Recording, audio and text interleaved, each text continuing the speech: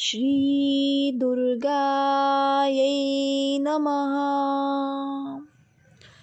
अथ श्री दुर्गा सप्तशती प्रथमो अध्यायः। मेधा ऋषि का राजा सूरत और समाधि को भगवती की महिमा बताते हुए मधुकेटव वध का प्रसंग सुनाना।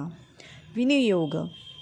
ओम प्रथम चरित्र के ब्रह्मा ऋषि, महाकाली देवता, गायत्री छंद, नंदा शक्ति, रक्तदंतिका बीज, अग्नि तत्व और ऋग्वेद स्वरूप है। श्री महाकाली देवता की प्रसन्नता के लिए प्रथम चरित्र के जप में विनियोग किया जाता है। ध्यान। भगवान विष्णु के सो जाने पर मधु और कैटभ को मारने के लिए कमल जन्मा ब्रह्मा जी ने जिनका स्तवन किया था, उन महाकाली देवी का मैं सेवन करती हूँ। वे अपने 10 हाथों में खड़ग, चक्र, गदा, बाण, धनुष, परिघ, शूल, भूशुंडी, मस्तक और शंख धारण करती है। उनके 3 नेत्र हैं। वे समस्त अंगों में दिव्य आभूषणों से विभूषित हैं। उनके शरीर की कांति नीलमणि के समान है तथा वे 10 मुख और 10 पैरों से युक्त है। ओम चंडी को नमस्कार है। मार्कंडेय जी बोले, सूर्य के पुत्र सावर्णी जो 8वें मनु कहे जाते हैं, उनकी उत्पत्ति की कथा विस्तार पूर्वक कहता हूँ, सुनो। सूर्य कुमार महाभाग सावर्णी भगवती महामाया के अनुग्रह से जिस प्रकार मनवंतर के स्वामी हुए, वही प्रसंग सुनाता हूँ। पूर्व काल की बात है। स्वारोचिष मनवंतर में सूरत नामक के राजा थे, जो चैत्र वंश में उत्पन्न हुए थे। उनका समस्त भूमंडल पर अधिकार था। वे प्रजा का अपने औरस पुत्रों की भांति धर्मपूर्वक पालन करते थे। तो भी उस समय कोला विध्वंसी नाम के क्षत्रिय उनके शत्रु हो गए। राजा सूरत की दंड नीति बड़ी प्रबल थी। उनका शत्रु के साथ संग्राम हुआ। यद्यपि कोला विध्वंसी संख्या में कम थे, तो भी राजा सूरत युद्ध में उनसे परास्त हो गए। तब वे युद्धभूमि से अपने नगर को लौट आए और केवल अपने देश के राजा होकर रहने लगे। किंतु वहाँ भी उन प्रबल शत्रुओं ने उस समय महाभाग राजा सूरत पर आक्रमण कर दिया। राजा का बल क्षीण हो चला था, इसलिए उनके दुष्ट, बलवान एवं दुरात्मा मंत्रियों ने वहाँ उनकी राजधानी में भी राजकीय सेना और खजाने को हथिया लिया। सूरत का प्रभुत्व नष्ट हो चुका था, इसलिए वे शिकार करने के बहाने घोड़े पर सवार हो वहाँ से अकेले ही एक घने जंगल में चले गए। वहाँ उन्होंने विप्रवर मेधा मुनि का आश्रम देखा, जहाँ कितने ही हिंसक जीव अपनी स्वाभाविक हिंसा प्रवृत्ति को छोड़कर परम शांत भाव से रहते थे। मुनि के बहुत से शिष्य उस वन की शोभा बढ़ा रहे थे। वहाँ जाने पर मुनि ने उनका सत्कार किया और वे उन मुनि श्रेष्ठ के आश्रम पर इधर उधर विचलते हुए कुछ काल तक रहे। फिर ममता से आकृष्ट चित्त होकर वहाँ इस प्रकार चिंता करने लगे, पूर्व काल में मेरे पूर्वजों ने जिसका पालन किया था, वही नगर आज मुझसे रहित है। पता नहीं मेरे दुराचारी भृत्यगण उनकी धर्मपूर्वक रक्षा करते हैं या नहीं। जो सदा मत की वर्षा करने वाला और शूरवीर था, वह मेरा प्रधान हाथी अब शत्रु के अधीन होकर न जाने किन भोगों को भोगता होगा। जो लोग मेरी कृपा, धन और भोजन पाने से सदा मेरे पीछे पीछे चलते थे, वे निश्चय ही अब दूसरे राजाओं का अनुसरण करते होंगे। उन अपव्ययी लोगों के द्वारा सदा खर्च होते रहने के कारण अत्यंत कष्ट से जमा किया हुआ मेरा वह खजाना खाली हो जाएगा। ये तथा और भी कई बातें राजा सूरत निरंतर सोचते रहते थे। एक दिन उन्होंने वहाँ विप्रवर मेधा के आश्रम के निकट एक वैश्य को देखा और उससे पूछा, भाई तुम कौन हो? यहाँ तुम्हारे आने का क्या कारण है? तुम क्यों शोकग्रस्त और अनमने से दिखाई देते हो? राजा सूरत का यह प्रेम पूर्वक कहा हुआ वचन सुनकर वैश्य ने विनीत भाव से उन्हें प्रणाम करके कहा। वैश्य बोला, राजन, मैं धनियों के कुल में उत्पन्न एक वैश्य हूँ। मेरा नाम समाधि है। मेरे दुष्ट स्त्री पुत्रों ने धन के लोभ से मुझे घर से बाहर निकाल दिया है। मैं इस समय धन, स्त्री और पुत्रों से वंचित हूँ। मेरे विश्वसनीय बंधुओं ने मेरा ही धन लेकर मुझे दूर कर दिया है, इसलिए दुखी होकर मैं वन में चला आया हूँ। यहाँ रहकर मैं इस बात को नहीं जानता कि मेरे पुत्रों की, स्त्री की और स्वजनों की कुशल है या नहीं। इस समय घर में वे कुशल से रहते हैं अथवा उन्हें कोई कष्ट है। वे मेरे पुत्र कैसे हैं? क्या वे सदाचारी हैं अथवा दुराचारी हो गए हैं? राजा ने पूछा, जिन लोभी स्त्री पुत्र आदि ने धन के कारण तुम्हें घर से निकाल दिया, उनके प्रति तुम्हारे चित्त में इतना स्नेह का बंधन क्यों है? वैश्य बोला, आप मेरे विषय में जैसी बात कहते हैं वह सब ठीक है, किंतु क्या करूं, मेरा मन निष्ठुरता नहीं धारण करता। जिन्होंने धन के लोभ में पड़कर पिता के प्रति स्नेह, पति के प्रति प्रेम तथा आत्मीयजन के प्रति अनुराग को तिलांजलि देख मुझे घर से निकाल दिया है, उन्हीं के प्रति मेरे हृदय में इतना स्नेह है। महामाते, गुणहीन बंधुओं के प्रति भी जो मेरा चित्त इस प्रकार प्रेम मग्न हो रहा है, यह क्या है? इस बात को मैं जानकर भी नहीं जान पाता। उनके लिए मैं लंबी सांसें ले रहा हूँ और मेरा हृदय अत्यंत दुखित हो रहा है। उन लोगों में प्रेम का सर्वथा अभाव है, तो भी उनके प्रति जो मेरा मन निष्ठुर नहीं हो पाता, इसके लिए क्या करूं? मार्कंडेय जी कहते हैं, ब्राह्मण, तदनंतर राजाओं में श्रेष्ठ सूरत और वह समाधि नामक वेश्य दोनों साथ साथ मेधा मुनि की सेवा में उपस्थित हुए और उनके साथ यथा योग्य न्यायानुकूल विनयपूर्ण बर्ताव करके बैठे। तत्पश्चात वेश्य और राजा ने कुछ वार्तालाप आरंभ किया। राजा ने कहा, भगवान, मैं आपसे एक बात पूछना चाहता हूँ, उसे बताइए। मेरा चित्त अपने अधीन न होने के कारण वह बात मेरे मन को बहुत दुखी देती है। जो राज्य मेरे हाथ से चला गया है, उसमें और उसके संपूर्ण अंगों में मेरी ममता बनी हुई है। मुनि श्रेष्ठ, यह जानते हुए भी वह अब मेरा नहीं है। अज्ञानी की भांति मुझे उसके लिए दुख होता है। यह क्या है? इधर यह वेश्य भी घर से अपमानित होकर आया है। इसके पुत्र, स्त्री और भृत्यों ने इसे छोड़ दिया है। स्वजनों ने भी इसका परित्याग कर दिया है, तो भी यह उनके प्रति अत्यंत हार्दिक स्नेह रखता है। इस प्रकार यह तथा मैं दोनों ही बहुत दुखी हैं। जिसमें प्रत्यक्ष दोष देखा गया है, उस विषय के लिए भी हमारे मन में ममता जनित आकर्षण पैदा हो रहा है। महाभाग, हम दोनों समझदार हैं, तो भी हम में जो मोह पैदा हुआ है, यह क्या है? विवेक शून्य पुरुष की भांति मुझ में और इसमें भी यह मूर्ता प्रत्यक्ष दिखाई देती है।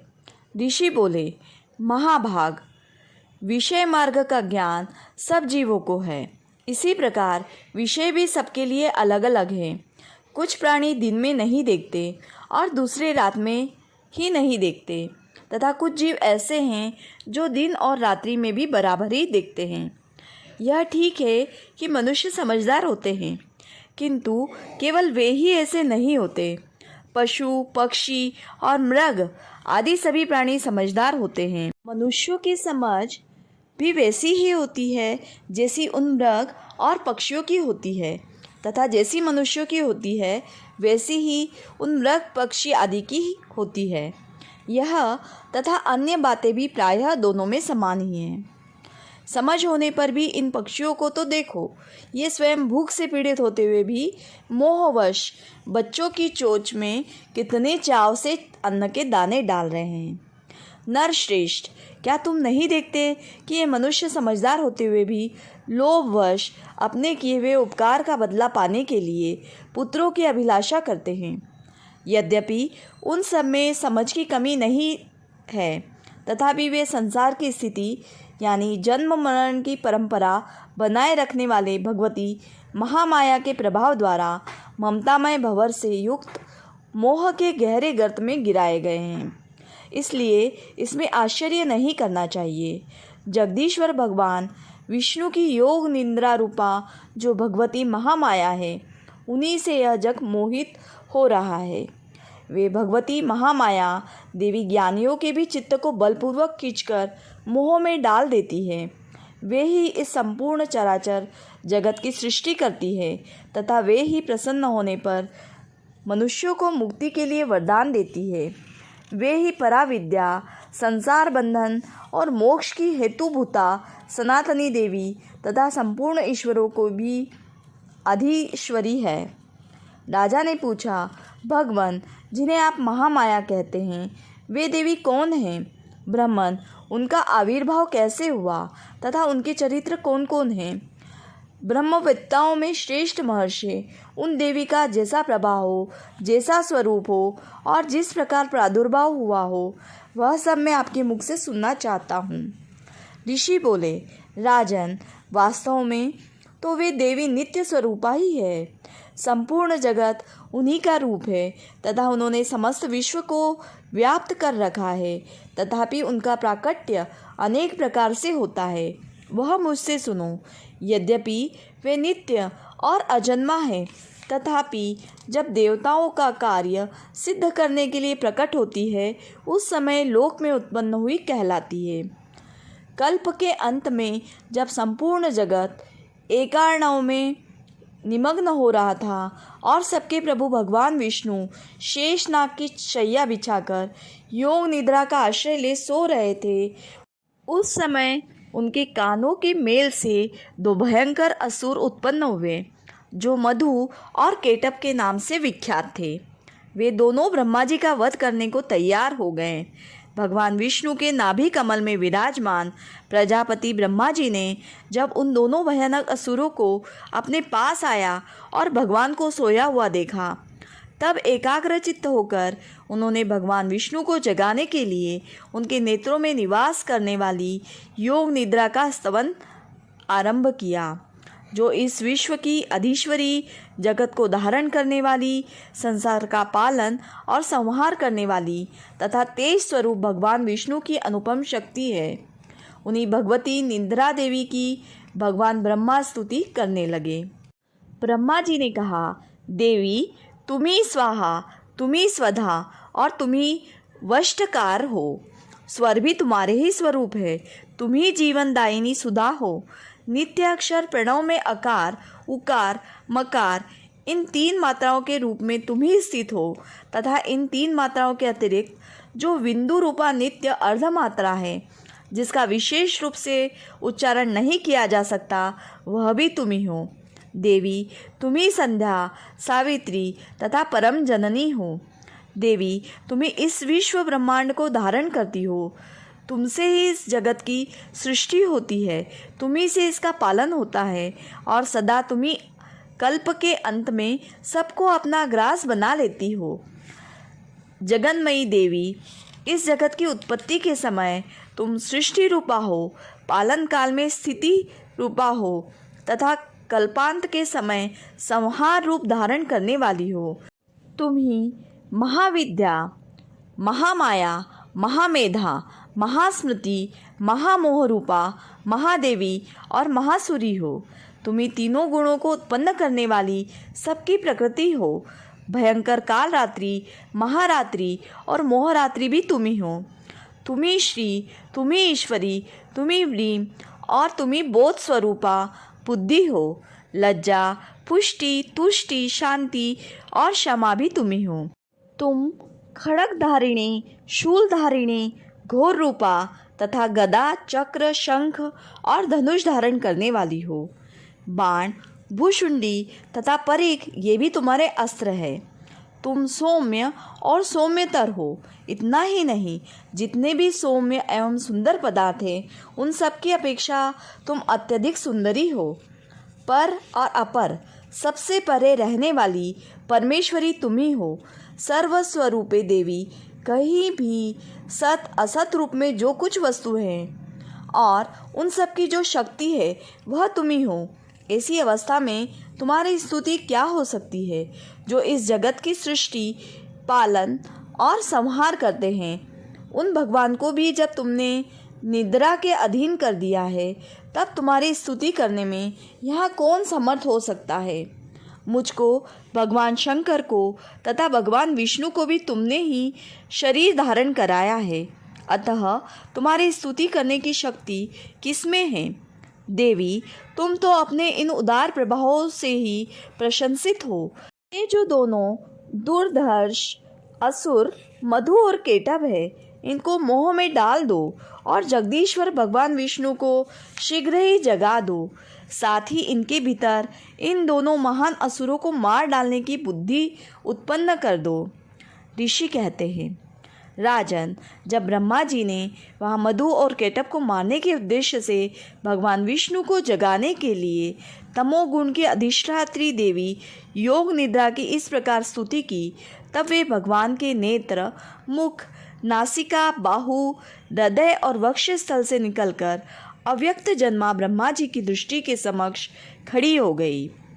योग निद्रा से मुक्त होने पर जगत के स्वामी भगवान जनार्दन उस एकार्णव के जल में शेषनाग की शैया से जाग उठे। फिर उन्होंने उन दोनों असुरों को देखा। वे दुरात्मा मधु और केटभ अत्यंत बलवान तथा पराक्रमी थे और क्रोध से लाल आग किए ब्रह्मा जी को खा जाने के लिए उद्योग कर रहे थे। तब भगवान श्री हरि ने उठकर उन दोनों के साथ 5000 वर्षों तक केवल बाहु युद्ध किया। वे दोनों भी अत्यंत बल के कारण उन्मत्त हो रहे थे। इधर महामाया ने भी उन्हें मोह में डाल रखा था, इसलिए वे भगवान विष्णु से कहने लगे, हम तुम्हारी वीरता से संतुष्ट हैं, तुम हम लोगों से कोई वर मांगो। श्री भगवान बोले, यदि तुम दोनों मुझ पर प्रसन्न हो तो अब मेरे हाथ से मारे जाओ। बस इतना सा ही मैंने वर मांगा है, यहाँ दूसरे किसी वर से क्या लेना है। ऋषि कहते हैं, इस प्रकार धोखे में आ जाने पर जब उन्होंने संपूर्ण जगत में जल ही जल देखा, तब कमल नयन भगवान से कहा, जहाँ पृथ्वी जल में डूबी हुई न हो, जहाँ सूखा स्थान हो, वही हमारा वध करो। ऋषि कहते हैं, तब तथास्तु कहकर शंख, चक्र और गदा धारण करने वाले भगवान ने उन दोनों के मस्तक अपनी जांघ पर रखकर चक्र से काट डाले। इस प्रकार ये देवी महामाया ब्रह्मा जी की स्तुति करने पर स्वयं प्रकट हुई थी। अब पुनः तुमसे उनके प्रभाव का वर्णन करता हूँ, सुनो। इस प्रकार श्री मार्कंडेय पुराण में सावर्णिक मनवंतरन की कथा के अंतर्गत देवी महात्म्य में मधु केटभ वध नामक पहला अध्याय पूरा हुआ।